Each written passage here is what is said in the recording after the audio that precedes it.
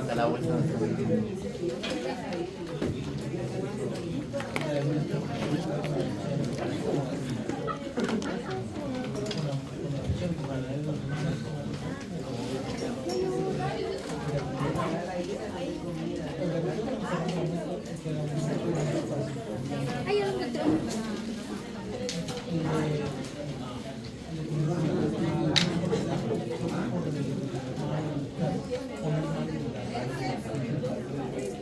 No tiene que quitar.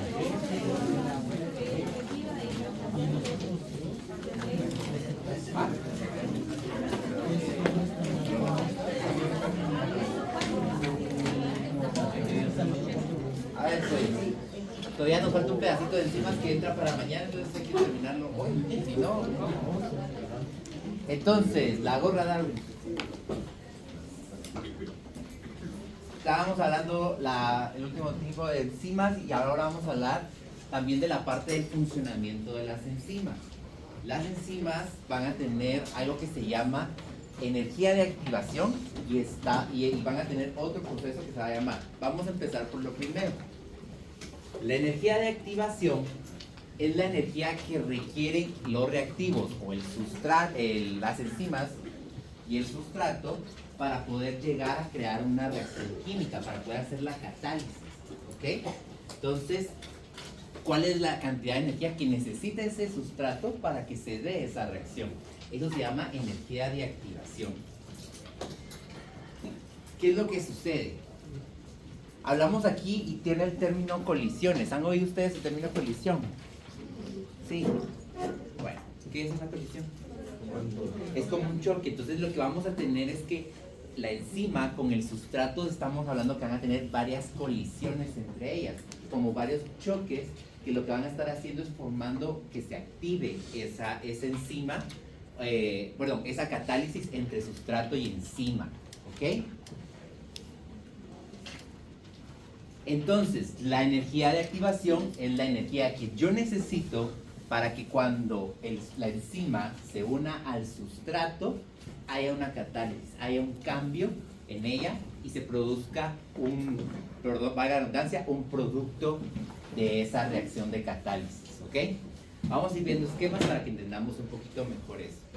Vean aquí entonces, la energía de activación es la energía que le está dando ese impulso para obtener algo al final.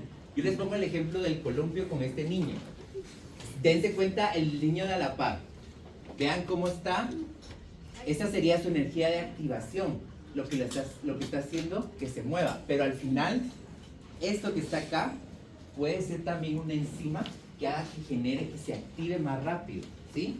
Ambos tienen energía de activación. ¿Para qué? ¿Cuál sería el objetivo de ellos? Pues columpiarse, ¿no? Esa sería como la catálisis, si lo miramos así. Cada uno tiene diferentes energías de activación, ¿sí? Uno está más despacio, mientras que el otro, por el impulso que le está dando el papá, digamos que es el papá, está haciendo que sea más rápido. Diferentes energías, pero al final es la energía que necesitan para poder activarse, ¿sí? Sí. Bueno. Pero tenemos el estado de transición. El estado de transición es un estado de alta energía muy inestable, se dice. Y aquí es el sustrato se convierte ya en el producto de manera espontánea. Quiere decir que aquí es donde se realiza ese cambio del sustrato que llegó y se genera algo nuevo. Vimos los colorcitos de estos, o sea, eran verdes al inicio. Cuando se da el cambio se vuelven entre azul anaranjado. Eso es estado de transición. Cuando ya se cambia ese sustrato y se obtiene algo de esa catálisis, ¿ok? Se dice que es energía inestable porque es como el pico de energía que va a llegar a tener la reacción, ¿sí? Entonces va a haber un montón de energía en ese momento, porque lo que vamos a estar ocasionando es que esas colisiones de las que estábamos hablando están dándose, generando energía, y llega un punto donde hay tantas colisiones y se está generando tanta energía que podría hacer es una explosión. Obviamente es algo controlado, porque por eso es parte de la estructura de la enzima y todo eso, pero es donde llegamos a tener un montón de energía, ¿ok? Entonces, incluso vean la imagen, cómo el Pikachu va agarrando energía, y poco a poco va subiendo hasta que logra tirar el trueno, y entonces eso es el estado de transición. Vamos a ver una gráfica para que entendamos un poquito mejor la diferencia entre cada uno de estos, ¿ok? Volvemos al ejemplo del columpio. Vean, incluso les puse a otro niño. El niño no lo está empujando nadie, tiene un estado, tiene una energía de activación. Cuando él, digamos que él llega a la parte de arriba, sería su estado de transición. Cuando él llega a lo más alto, cuando está columpiando, ¿sí? Este otro niño también tiene una energía de activación y cuando se cae, es el estado de transición, ¿sí? ¿Vamos bien? Sí. Va. Miremos ahora esta gráfica, ¿la entendemos? Sí la entendemos, yo sé que sí, van a ver que sí. Bueno, vamos a tener sustratos. Vean que hay una línea roja y hay una línea azul grisácea. ¿La logran identificar? Va. La línea roja va a decir o nos dice que no hay una enzima que esté ayudando a la reacción. Mientras que la línea la línea celeste grisácea nos dice que le voy a agregar una enzima a esa reacción. Hay reacciones que no necesariamente necesitan de enzimas para darse, ¿ok? Hay reacciones que se van a dar sin esa necesidad. ¿Qué es lo que sucede? Todos los sustratos van a tener, todas las enzimas en este caso van a tener ya una energía, ¿sí? En ellas, porque acuérdense que tienen enlaces, tienen estructuras en su parte proteica que les dan ya una cierta cantidad de energía. Pero para que se dé la reacción, ellos tienen que llegar a una cierta cantidad de energía para poder dar esa reacción. Entonces, esto digamos que sería lo que ya inicia el sustrato teniendo esa energía, ¿sí? La enzima, lo que está entrando al organismo, ya lleva una cierta energía. Hasta acá. Yo, digamos que no le voy a agregar una enzima. Aquí va a estar iniciando y aquí tiene que subir sin agregarle la enzima para poder hacer o llegar al punto máximo de energía, al punto o al estado de transición.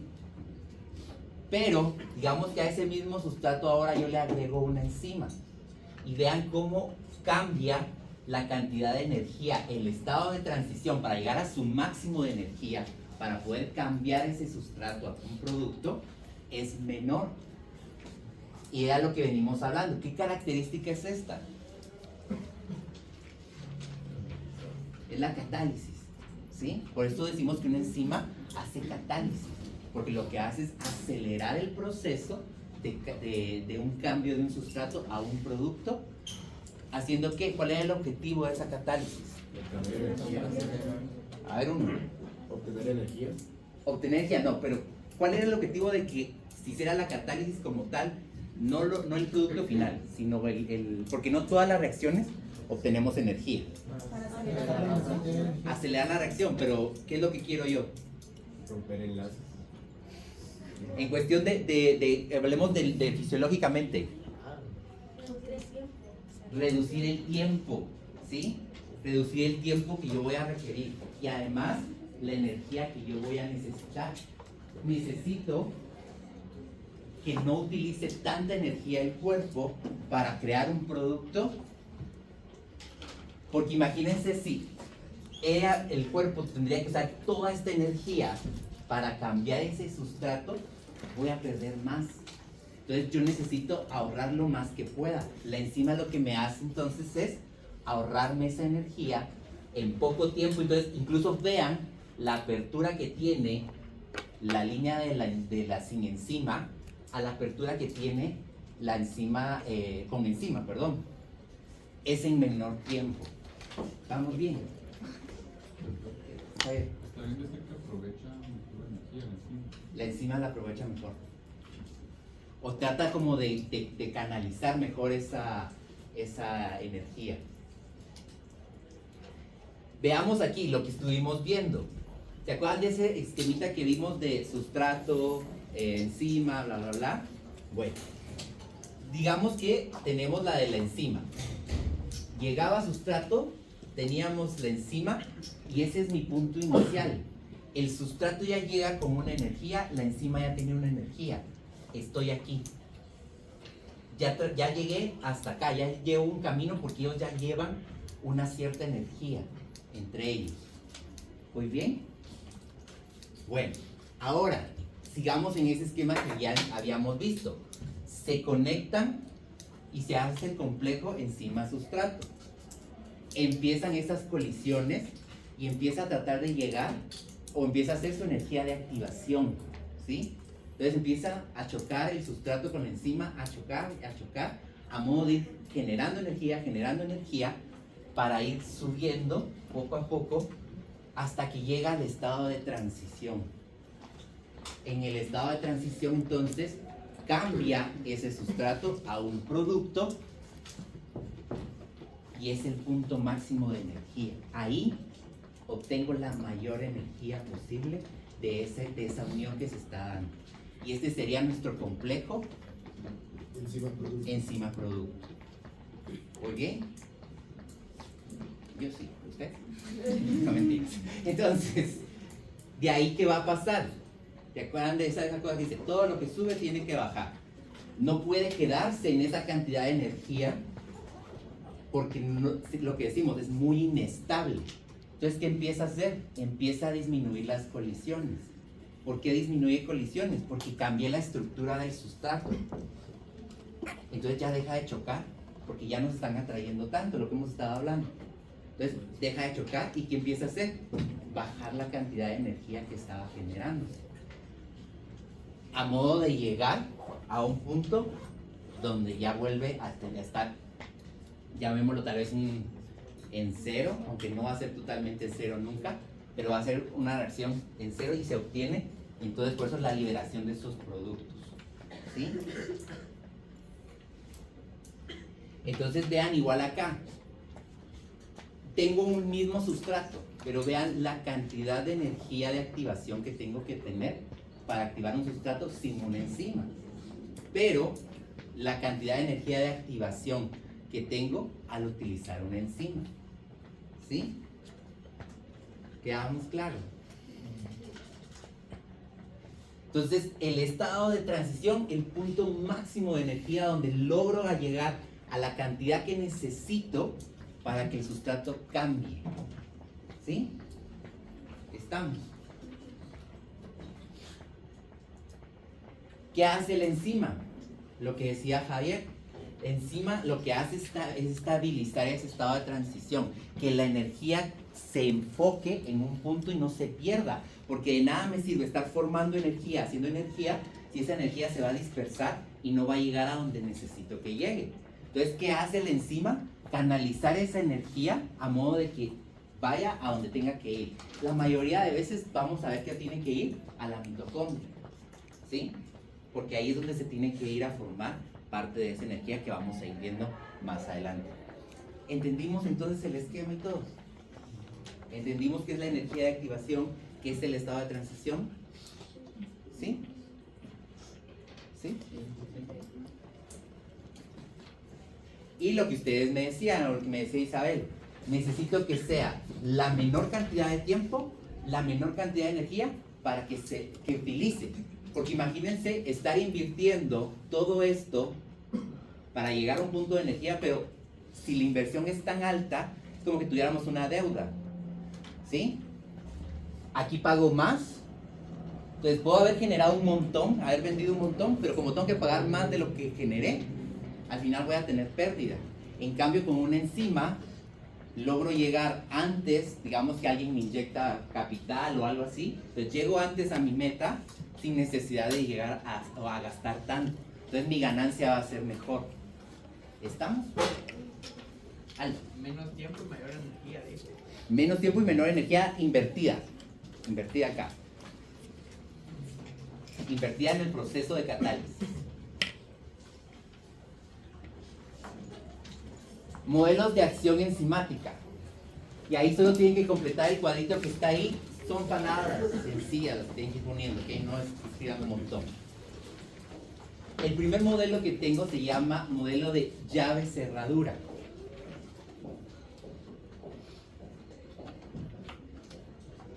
Su nombre nos lo dice, llave cerradura. Ustedes van a ver que, por ejemplo, las llaves de mi casa, ¿le harán a la casa de alguien más? No, ¿ok? Mi llave no le puede hacer a nadie más. Algo así es el modelo de llave cerradura.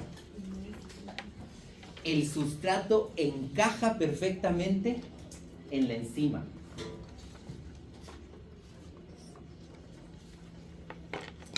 ¿En dónde va a encajar? En el sitio activo. O sea que el sitio activo va a tener la forma exacta del sustrato para encajar. Vean aquí la figura. Ahorita vamos a ver. ¿Qué propiedad es la que se está observando en este modelo? Kelsey. Kelsey. Si te estoy diciendo que encaja la enzima perfectamente con el sustrato.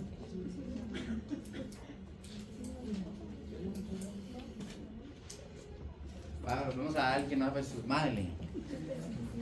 ¿Ah? La especificidad de la enzima y del sustrato, ¿ok?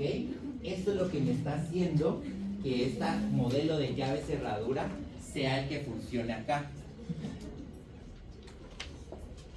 Y vean entonces el dibujo. Tengo mi enzima con su sitio activo, que es la figura exacta del sustrato. Llegan, se conectan en el sitio activo y ¿qué hacen? Pues catálisis, fracción, todo eso que estuvimos viendo. Pero encajan perfectamente. ¿Qué sucedió con la enzima? ¿Tuvo algún cambio ella? No. La enzima se queda igual porque encaja totalmente bien todo. ¿Estamos? ¿Entendimos este? Porque el otro es fácil, pero si entendimos este es más fácil todavía. ¿Sí? Entonces, sustrato aquí, enzima no se modifica, sustrato lo encaja perfectamente en él. Entonces piensen siempre, o así lo hicieron, por eso llave cerradura, porque solo una llave van a entrar en un solo lugar, ¿sí? No va a poder abrir varias puertas ni varias casas. Una llave abre una puerta y se acabó. ¿Estamos? Ahora vean qué se observa acá. La enzima, ¿qué tiene? Tiene un sitio activo. ¿El sitio activo encaja con el sustrato que está llegando? No. En un inicio, no vamos a hablar de los científicos, pero un científico fue el que creó el modelo de llave cerradura y dijo que así debían ser todas las enzimas. Llega otro científico y le dice, no, estás equivocado, no todas son así. Hay algunas que hacen algo que se llama modelo de ajuste inducido. ¿Qué es lo que sucede aquí? La enzima cambia su forma en el sitio activo para que el sustrato encaje en ella.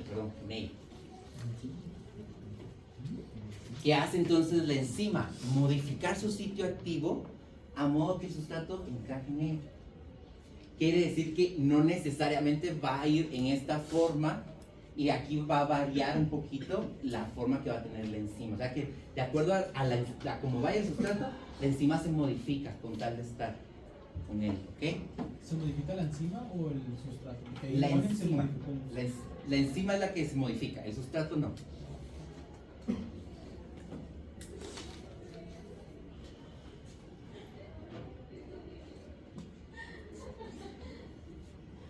¿Entendemos entonces los dos modelos? ¿Sí? Es fácil. ¿Qué nos va a qué nos va a hacer esto o qué nos va a servir, esto de acá? También los dos modelos van a depender de la concentración que hemos estado, de lo que hemos estado hablando. De las cantidades con sustrato va a depender también el funcionamiento de la enzima. En ambos modelos, por ejemplo, a una baja concentración pues hay bastantes enzimas, llegan sustratos, se conectan, catálisis, etc. Pero si en eso va a ir subiendo la cantidad de sustratos, las enzimas se van a ir ocupando en sus sitios activos, y eso que me va a hacer que los sustratos dejen de modificarse, y entonces ambos modelos están dependientes de la cantidad de sustrato que haya, ¿sí? ¿Qué es lo que sucede? Que los sustratos que no logran conectarse tienen que esperar a que haga catálisis el que se conectó para poder entrar ellos a hacerlo. Esto no me conviene en un cuerpo porque no estamos teniendo como, se está poniendo lento el proceso, ¿ok? ¿Estamos? Eso lo hemos estado hablando. Ahora hablemos de inhibición enzimática. Como su nombre lo dice, van a haber compuestos que lo que van a ir a hacer es a ocupar o a modificar de cierto modo el sitio activo. Hay diferentes formas, ¿ok? Y ahí van a haber varios inhibidores. Vamos a ver los inhibidores que son reversibles. ¿Qué quiere decir?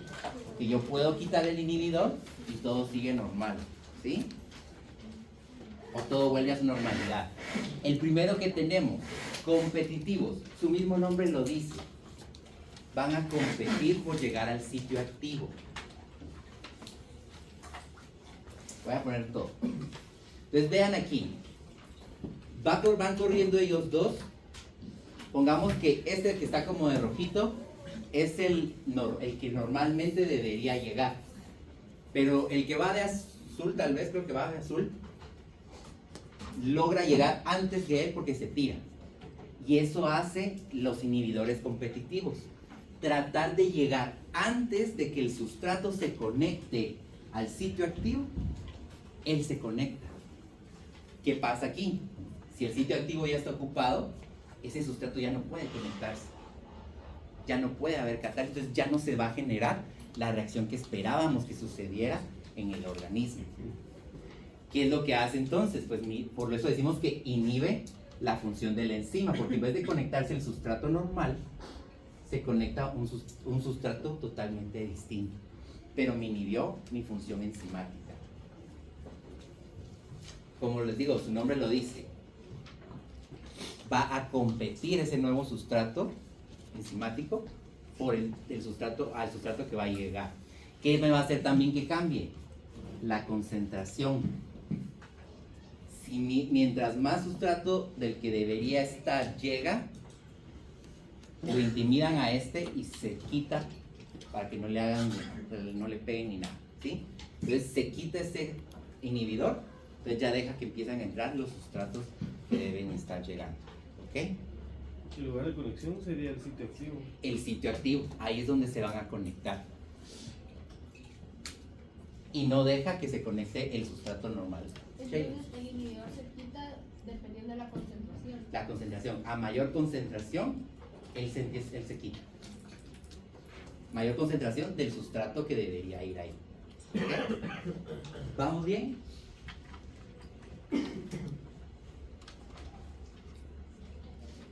Ahora, el no competitivo. Como les digo, sus nombres lo van diciendo. Se une a la enzima, pero ahora no en el sitio activo, sino se une en el sitio alostérico. ¿Se acuerdan que vimos esa parte de las enzimas alostéricas que también tenían su parte que podían ser inhibidas? ¿Ok? Entonces, se conecta enzima sustrato, complejo enzima sustrato, pero ¿qué va a pasar? Este viene, o es esta molécula, este compuesto, y se conecta en el sitio activo. Al momento que él se conecta, ya no puede seguir haciendo catálisis y lo detiene. ¿Qué es lo que hace? Modificar la forma del sitio activo. Este inhibidor alostérico lo que hace es modificar la forma, vean, ya no encaja completamente, bien ese sustrato en el sitio activo.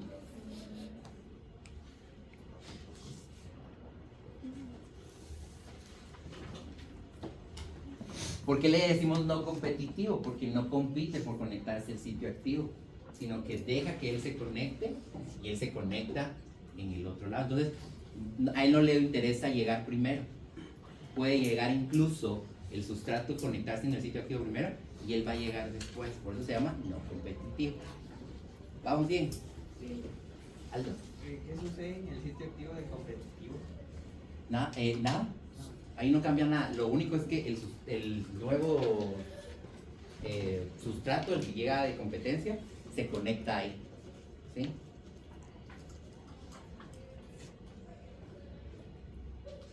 El sitio activo ahí no se modifica en el competitivo. En el no competitivo sí se modifica. Y el acompetitivo. El inhibidor, aquí vean dónde se va a unir, en el complejo enzima sustrato. O sea que llega encima, está encima, llega a sustrato, se conectan y lo que hace es interferir en la catálisis que se está realizando en el complejo enzima sustrato. Lo detiene. Ay. Perdón. A ver, mascarilla, si no nos vamos a enfermar todos y ya vienen los parciales. A ver pues, ¿no estás bien? A ver pues, entonces el A competitivo lo que va a hacer es deja que se conecte el sustrato al enzima para que hagan la catálisis, pero él llega y se conecta en la unión de ese complejo y lo empieza a interferir, ¿sí? Miremoslo así. La pareja de novios conectan, tienen cosas en común, ¿no? ¿Qué? Llega un tercero, ¿sí? El tercero en discordia. Y entonces, ¿qué empieza a hacer? A romper esa unión que estaba habiendo entre esa pareja, ¿sí? Y eso hace acompetitivo. Empezar como a decir, pero es que viste que te dice no sé qué, yo que tú no lo dejaría, porque te debería llamar, que no sé qué, y mandar mensaje. Entonces empieza como a meter cositas para que la unión se rompa. Igual sucede con esto. Este acompetitivo lo que hace es ir destruyendo esa unión enzima sustrato. ¿Estamos? Y ahora los irreversibles. Estos tres que vimos son reversibles. Se los puedo quitar, ¿sí? No se modifica. No, ahí no cambia. Pero el inhibidor no encaja. El inhibidor no, porque está conectado. Entonces está encajado el sustrato normal, pero él llega y se empieza a meter en esa conexión. ¿Sí? No importa la forma que tenga, él se empieza a meter. El sitio activo se mantiene normal. De los tres, ¿cuál es el único que se modifica? Eso es el cuadrito, para que sepan cuál es el único. Pero no se separan, digamos. Sí, va a llegar un punto donde se tendría que se empiezan a separar. Siempre y cuando no hayan otras cosas. ¿Qué vas a cambiar? También el nivel de concentración de los sustratos puede llegar a hacer que estos inhibidores se quiten. Hay otros tipos de cosas que nos podrían ayudar a quitar. A veces llega ATP, llega ADP, vamos a irlos viendo por ahí. Entonces, ¿qué hacen que se quite el inhibidor? Por eso son reversibles, porque no hacen una conexión muy fuerte entre los sitios, entre los lugares. ¿Ok? ¿Estamos? Ahora miremos entonces el irreversible. Bloquean la unión del sustrato o inhiben la actividad enzimática. Normalmente son tóxicos, pueden ser naturales o sintéticos, o sea, los podemos encontrar o en el ambiente, digámoslo así, o algún veneno, algún químico que nos haga que se detenga esa unión. Algunos ejemplos se los pongo aquí, por ejemplo el cianuro. El cianuro va a ser un inhibidor de la enzima citocromo oxidasa. Se conecta el cianuro ahí, ya no se puede eliminar, y entonces por eso cuando, ¿qué pasa? ¿Han oído el cianuro? Sí. ¿Qué hace el cianuro? Mata. Mata, ¿no? ¿Qué es lo que sucede? Que lo que pasa aquí es que se conecta esta enzima que me ayudaría a que no cause eso, porque hay ciertas reacciones que suceden energéticas ahí, pero el cianuro está ocupando ese espacio, entonces al final por eso va a matar. Inhibidores de acetilcolinesterasa, como los organofosforados o los carbamatos. ¿Saben también qué es eso? Son parte de los insecticidas. ¿Han visto cuando fumigan en las casas y después llegan a la clínica los perritos y dicen, es que fíjese que hoy fumigaron, pero me dijeron que no pasaba nada, yo lo dejé salir al jardín o yo lo dejé entrar a la casa y ahorita está llegando, llega con salivando, mal, temblando, convulsiones, lo que sea. ¿Por qué? Por los organofosforados. En bovinos, también cuando fumigan, tienden a haber problemas en el pastoreo. Pero esto lo que hace entonces es ocupar estos receptores acetilcolasa. Eso lo ven ustedes en fisio, pero el acetilcolinesterasa son enlaces que ayudan en la parte nerviosa a hacer respuestas de cierto tipo y todo. Entonces lo que van haciendo es matando, si está conectado el organofosforado o algo, lo que puede pasar es que se muere. ¿Qué es lo que sucede? Es muy difícil de quitar porque es una conexión irreversible. ¿Ok? Entonces vean aquí, más o menos esto es el mecanismo que va a ocupar, sobre todo estos de acá, los acetilcolinesterasa. Como les digo, estos son muy importantes porque en fisio ustedes lo van a ver. Entonces, hay una inhibición, aumento de acetilcolina, entonces se pierde la coordinación muscular. ¿Han visto ustedes la tetania? Sí, ¿han visto esos animales con tetania? Entonces, es como que tuvieran ciertos temblores, digámoslo, incluso pueden haber convulsiones y todo. Entonces lo que hace es que se conectan a esos músculos y entonces el músculo empieza a temblar y a temblar y a temblar. Y lo que empezamos a ver en el paciente es esa tembladera y al final pues llega a morir porque nunca se detiene esas descargas eléctricas que se están dando. ¿Por qué? Porque van a afectar la parte de las neuronas, sobre todo la conexión sináptica. ¿Sí? Como les digo, ustedes en físico van a detalle toda esa parte, pero por lo menos ustedes ya saben que son, de cierto, son como enzimas, los venenos estos, hay un montón, que lo que hacen es conectarse a la enzima y ya no se desconectan. ¿Estamos? ¿Sí? Bueno, empezamos entonces la siguiente unidad. Otra.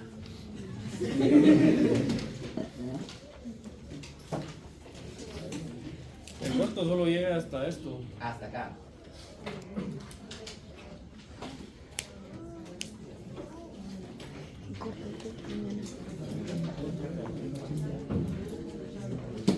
La cuarta unidad, bioenergética. Mucho de lo que hemos visto de las enzimas y todo eso tiene que ver con lo que vamos a ver ahora, ¿ok? ¿Han oído eso de las leyes de la energía y todo? De que la energía no se crea, la energía no se destruye, solo se transforma. Pues algo así es lo que nosotros vamos a ver ahorita en esta unidad. Un poco de cómo esa energía va a irse generando en las reacciones metabólicas. Al final es lo que yo necesito como organismo, que se genere esa energía. ¿Qué me tiene que ver aquí? Va a haber calor, va a haber por lo mismo temperatura, van a haber pHs, van a haber concentraciones, y va a haber energía, ¿ok? Todo esto tiene que ver con la parte de bioenergía. Nosotros nos concentramos específicamente en la energía como tal, no tanto en calor y en pH, en la cuestión de esto, ¿ok? Vean la imagen incluso. La energía empieza acá y no es que, lo que dicen, no es que se destruya, no es que se vaya, sino que solo cambió de posición, pero siguió siendo la misma energía de un lado para otro, ¿ok? Y eso es lo que nosotros vamos a ir viendo en esta. ¿Qué es o qué es la bioenergética? La bioenergética es la transferencia y la utilización de esa energía para los sistemas biológicos, ¿ok? ¿Ustedes ya vieron Superman? No. Bueno, pues entonces esto pasa en Superman. Pero al final, Superman siempre ha sido así. No es, eso es desde que existe. Él se alimenta del sol para poder regenerarse, ¿sí? Incluso podrían ahí ustedes ver hasta que hay vitaminas, ¿ok? Activo vitamina D para regenerar hueso, para generar calcio. ¿Qué hace él? Está lastimado, tiene que regenerar calcio. Pero lo que empezamos el punto ahorita es que él busca esa energía, la obtiene y él no lo que va a hacer es utilizar esa energía del sol para poder generar en su cuerpo la sanación, ¿ok? Y esa es la bioenergética. ¿Cómo va a utilizar él esa energía y cómo se la va a transferir a sus células para que vayan activándose y se vaya regenerando todo su cuerpo, ¿ok? ¿Por qué será importante la bioenergética? Porque la bioenergética nos va a ayudar a predecir si una reacción o un proceso se puede llevar a cabo. Si tengo la energía suficiente o lo que necesito yo para que esa reacción se dé. La bioenergética es la que me va a decir. Además, tenemos la energía libre de Gibbs. ¿La habían oído ustedes? Pero no. La energía libre de Gibbs. Gibbs es un señor que la descubrió. Y entonces, recuerden que antes eran como muy egocéntricos, entonces todo le ponían su nombre. Entonces le puso lo de Gibbs. Eso es lo que significa Gibbs. Pero la energía libre de Gibbs, lo que quiere decir es que nos va a decir qué tan útil es esa reacción que se está dando. ¿En qué sentido? Si lo que se está produciendo o la reacción que se está dando me está generando energía que pueda utilizar el sistema o gasto de más energía en esa reacción. Se da una reacción, entonces termino la idea y te resuelvo. Entonces, lo que vas a decir a la energía de Gibbs, hay una reacción en el organismo, X reacción, y esa reacción o me va a generar energía de más o me va a hacer que se gaste más de energía porque se necesitó demasiada energía para llegar a esa reacción o para que se diera esa reacción. ¿Sí? Sí. Entonces es como la energía potencial en física. Es como la energía potencial que necesito. Exacto. Es parte de... Entonces, como les decía, nos va a dar entonces si esa energía que se produce sobró, digamos así, y la puede utilizar el cuerpo o gastó toda la energía que tenía. ¿Ok?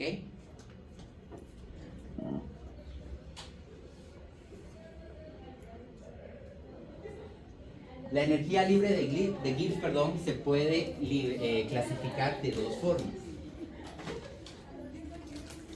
Cuando hablamos de delta Gibbs, ¿saben qué significa delta en ecuaciones? Sí. ¿Qué? Una variante. ¿La qué? Una variante. Un cambio, una diferencia que hay entre algo, ¿ok? ¿Qué sucede? Si esa diferencia de energía de Gibbs, ese resultado que me va a dar, es negativo, se dice que el proceso es espontáneo. El proceso es exergónico. ¿Qué querrá decir exergónico? Que libera más energía. ¿Ok?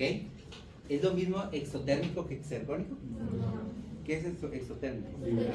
Liberar calor. ¿Ok? Y el calor no nos hace diferencia en reacciones. Lo que nos va a hacer la diferencia en reacciones es la cantidad de energía que se libere o que se absorba. ¿Ok? Entonces, delta Gibbs negativo me va a hacer que sea una reacción espontánea y exergónica, que libere energía. ¿Sí? Estas son las que a mí me interesa, bueno, o nos interesan a nosotros en el organismo, porque son las que van a generar energía para que se pueda utilizar. ¿Ok? Pero tenemos energía delta Gibbs positivo. Esta es un proceso no espontáneo, endergónico, y lo que quiere decir entonces es que gastó más energía de la que podía tener que ver, entonces no liberó energía, no obtuve nada de ella. Pero no quiere decir que sean reacciones malas, ojo ahí. Muchas veces necesito que estas se den para que la siguiente, que sea exergónica, se pueda dar, ¿ok? O viceversa. Entonces vamos a ver que muchos de los ciclos que vamos a ver metabólicos van a tener los dos tipos, porque al final es una forma de ir equilibrando el cuerpo o el organismo. Entonces no quiere decir que sean malas, solo quiere decir que no estoy obteniendo energía de ellas. ¿Ok? A ver, analicemos las siguientes reacciones.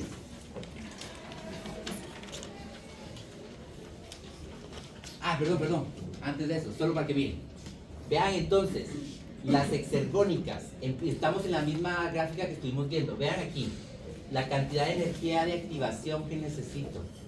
Ya quiere decir que esta reacción no va a gastar tanta energía para poder llegar a su estado de transición, causar catálisis, producto y no voy a perder. Por lo mismo, ahorro energía y obtengo energía de ella. ¿Voy bien? ¿Qué? Pero en la siguiente, vean en dónde empieza. Digamos que empieza en 0. Entonces, para poder llegar a ese estado de transición, en esa reacción, yo necesito que se suba desde acá hasta acá para poder obtener ese estado de transición.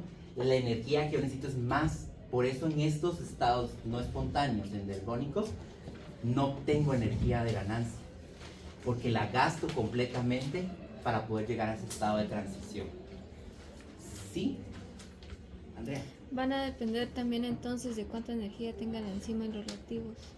Va a depender de la enzima de los reactivos, va a depender de qué cofactores puedan estar llegando, si están llegando coenzimas, si está funcionando ATP, cómo está el organismo. Va a depender, pero lo que tú dices es cierto, o sea, todo estoy dando que dependen de muchas cosas para hacerlo. Lo que esperamos es que la mayoría sean de este tipo para obtener energía, ¿ok? Pero si no sé si aclaro. Sí, sí, sí. Ahora sí, las reacciones, a ver pues. Ahí tienen una tablita para que se vayan guiando mejor. A ver Ángel, empecemos. ¿Qué es esto? De acuerdo al análisis, no estoy diciendo que me digas cómo se llama la molécula. ¿Qué sería la reacción? ¿Ah? Un sustrato. A ver pues, Alondra. ¿Qué tiene de ahí la enzima? ¿Cómo la clasificas la enzima? No, ¿cómo clasificas? ¿Cómo clasificas la enzima?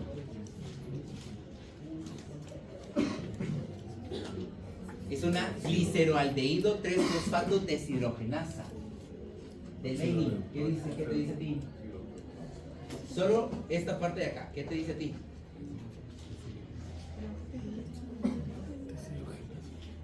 Sí, o sea, ¿qué te dice a ti? Solo que tú digas gliceraldehído 3-fosfato deshidrogenasa.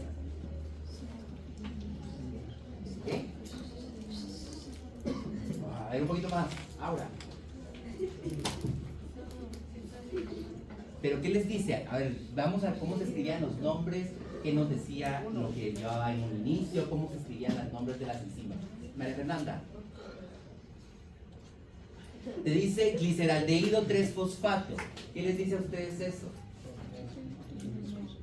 Javier. ¿Qué tipo es? ¿Qué tipo es? ¿Verdad? Oxidorreductasa. Oxidorreductasa, ¿ok? Es una enzima oxidorreductasa. Lo que ustedes leyeron está bien. Está haciendo un intercambio de hidrógenos que están perdiendo hidrógenos, pero ¿cómo se clasificaba? Nos faltaba.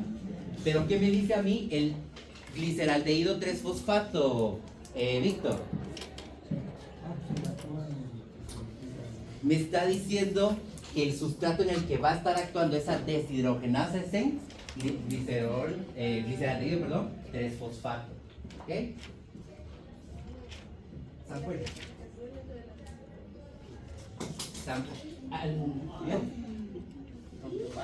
¿Qué?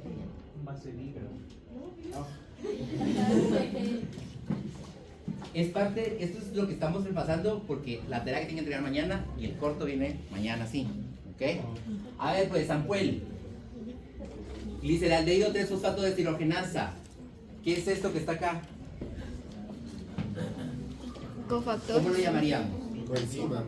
Coenzima, Josué. ¿De dónde viene Alejandra? Ese NAT tiene la origen. Ronald. Niacina. ¿Qué es la vitamina? B3. ¿Ok?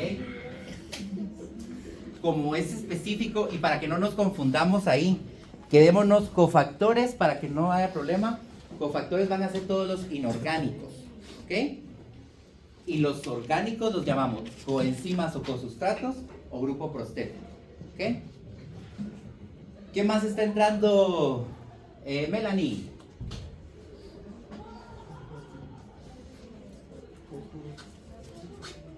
Christopher. Isabel. Fósforo, ¿y eso qué es? ¿Eso qué es? Energía. ¿Qué es? ¿Qué es? Cofactor. ¿Quién lo dijo? Me dijeron, no, al que no levante la mano. Entonces, tenemos cofactor, ¿ok? Ahora, ¿reversible o irreversible? Reversible. Verónica, ¿qué es esto? Producto. Verónica. ¿Quién es la que se oculta, María Jiménez? No. No, pero adelante de Verónica. Sí, no. ¿Quién está delante de Verónica? Yo sé que...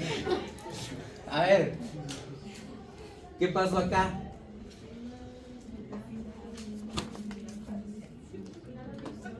Hubo una reducción de uno de los compuestos y una oxidación. Pero ¿qué más sucedió, Andy? Christopher. Agregación de fosfato.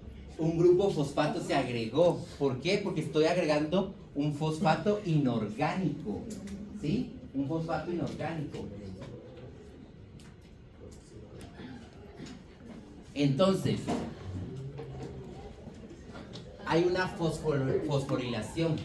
Además de una parte de la oxidorreducción o una oxidorreductasa que es la enzima, también hay una fosforilación. ¿Qué es lo que sucede?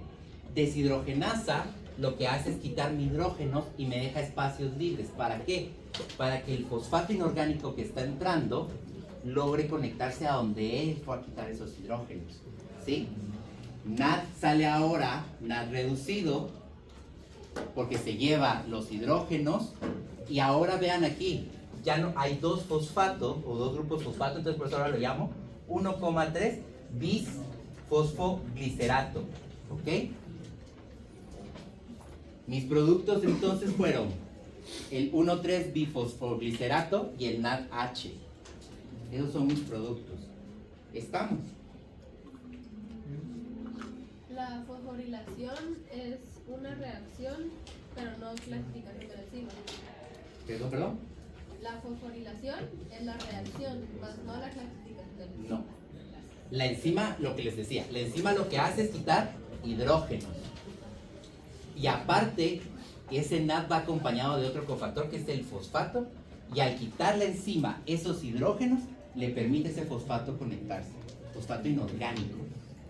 ¿Ok? Emily. Perdón. Entonces decimos que la energía total de esta reacción obtenida es de 6.3 kilojoules mol positivo. ¿Qué querrá decir eso, Emily? Como es un dato positivo, Ajá. entonces se absorbe energía. Se absorbe energía. Entonces, ¿cómo clasificarías esta reacción de acuerdo a la energía de Gibbs? Es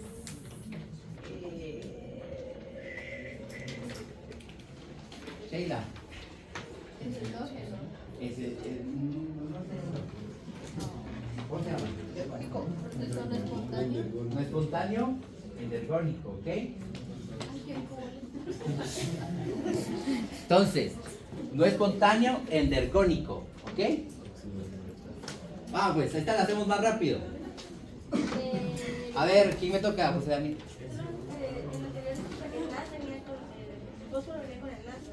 ¿Quién con el NAD?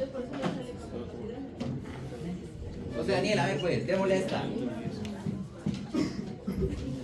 ¿Qué es esto? Sustrato. Rocío. Tipo de enzima que está actuando aquí.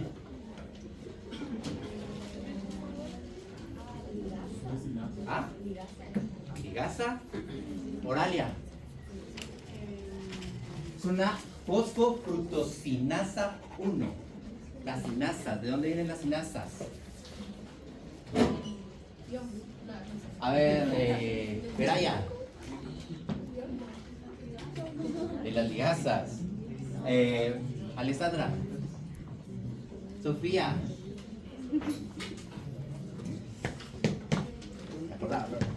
Taira. Alguien. Transferasa. Transferasa. Conste que yo lo intenté. A ver, entonces, es una transferasa la enzima. ¿Qué está pasando aquí? ATP está entrando y ADP, y esto por favor corrijan porque cuando estaba terminando o estaba en esta presentación me di cuenta que yo dije un error y no me acuerdo si fue Ángel o alguien, pero me dijeron siempre va a salir el agua cuando haya una hidrólisis de ATP. Yo les dije sí va a haber. Contesté solo por contestar y no.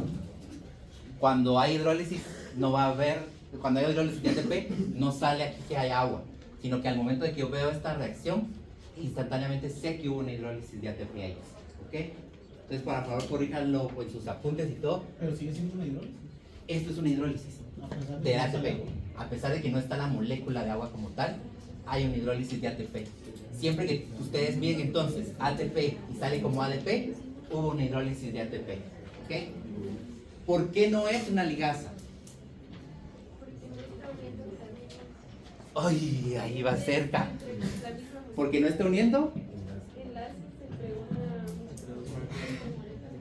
No está uniendo dos moléculas, ¿sí? Dos compuestos, sino que solo se dan cuenta que lo que hizo fue agregarle al sustrato el grupo fosfato que le quitó ATP. Si aquí hubiese, por ejemplo, este compuesto y otro entra ATP, sale como ADP y esos dos compuestos se unen, ahí es una ligasa. ¿Me explico? Ok, diferencia entre una ligasa y una transferasa, porque a veces me dicen, pero es que aquí sí hay hidrólisis de ATP, sería ligasa, ¿no? ¿Por qué no? Porque en las ligasas necesito dos sustratos, esos dos sustratos se van a unir por medio de la hidrólisis del ATP. Aquí lo único que hizo fue hidrólisis el ATP y le agregó el grupo fosfato. Transfirió el grupo fosfato del ATP al sustrato que ya tenía, por eso es una transferasa y no una ligasa. ¿Me expliqué, Isabel? A ver, tenemos que esta es negativa, por lo que es espontánea exergónica. ¿Sí? No hay cofactor. Que podríamos tomar como una coenzima, tal vez el ATP. No es tan así, pero sí podríamos Sería un tomar. sustrato. ¿Sería? El ATP, el ATP tal vez, mejor como dice Joaquín, tomémoslo como un sustrato, porque no viene de una vitamina como tal. Entonces mejor tomémoslo como un sustrato. Con sustrato no sería más bien como ¿Con dice sustrato o el- coenzima? Perdón. Como no. Tomémoslo como sustrato. Ojo aquí, voy a repetir esto, solo para que quedemos antes de que siga. El ATP no lo tomemos como coenzima, tomémoslo como sustrato.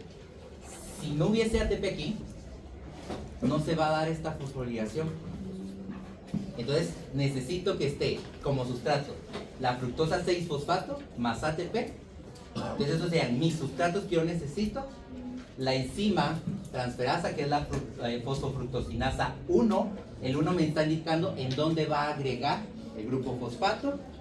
Y tengo de productos fructosa 1,6 bisfosfato, porque ahora tiene dos fosfatos. Ahora sí, Aldo. El ATP sí sería cofactor ahí. No, es lo que le estoy diciendo. ATP tomémoslo como sustrato, porque no viene de una vitamina. ¿Estamos?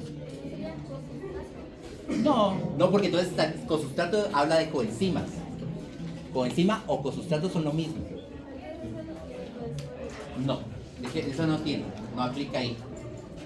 ¿El ADP sale como producto o no? Es parte de los productos. Eso sería otro producto. ¿Alguien más? Estamos. Y así es como quiero que hagan, no sé si les dejé 3 o 4 reacciones. Que la tengan que entregar mañana antes del corto. ¿Qué? ¿Ah? ¿Qué? Revisen su cronograma. Ah, eso era. Revisen el cronograma. Ahí está. Lo entregan mañana antes del corto. Ahí es para que repasen para el corto. ¿Sí? Esta no es reversible, es irreversible. Estamos. Trae su hojita para mañana también, por favor.